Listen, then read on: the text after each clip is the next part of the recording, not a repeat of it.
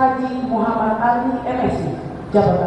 Dalam rangka penyegaran di lingkungan pemerintah Kota Prabu Muli, sebanyak 175 pejabat dilantik dan menduduki jabatan baru. Pelantikan sendiri berlangsung di pendopo Rumah Dinas Wali Kota Prabu Muli Rabu pagi. Rotasi dan mutasi dilakukan mulai dari tingkat eselon 2, eselon 3, dan eselon 4A.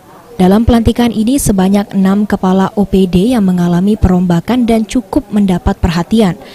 Adapun kepala OPD yang dirotasi, diantaranya Kepala Dinas Komunikasi dan Informatika Dr. Randes Haji Muhammad Ali mengisi Kepala Badan Kesatuan Bangsa dan Politik Kota Prabu Muli. Sedangkan Diskominfo diisi oleh Dr. Randes Mulyadi Musa yang sebelumnya menjabat staf ahli wali kota bidang pemerintah hukum dan politik.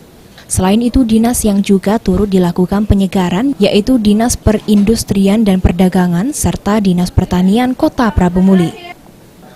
Wakil Wali Kota Prabu Muli Adrian Syah Fikri mengatakan, dengan adanya rotasi dan mutasi jabatan ini dapat berdampak positif dalam membangun dan mensejahterakan Kota Prabu Muli. Dalam sambutannya, Wakil Wali Kota berpesan untuk membina stafnya dan juga menegaskan jangan sampai ada blok-blok di dinas tersebut. Kadang-kadang yang diperintahkan itu baik, kan walaupun tugas kasih ini kadang-kadang nyuruh yang ini. Nah itu yang harus terubah pola-pola seperti itu kan. Harus merata. Harus ya melaksanakan tugas sesuai. Kalau masalah tugasnya kasih A, ya suruh kasih A. Ya, karena kita nempatkan beliau sana sesuai dengan apa yang kita. Peraturan perundang-undangan ada kasih ini, ada kabit ini, ada kasubag ini, ada kabag ini kan. Hanya walaupun karena kepala dinas sudah ada senang dengan kasih ini, dia tidak dipertanyakan ini. Karena dia di situ karena kepala daerah percaya dengan beliau mampu. Ya, kan?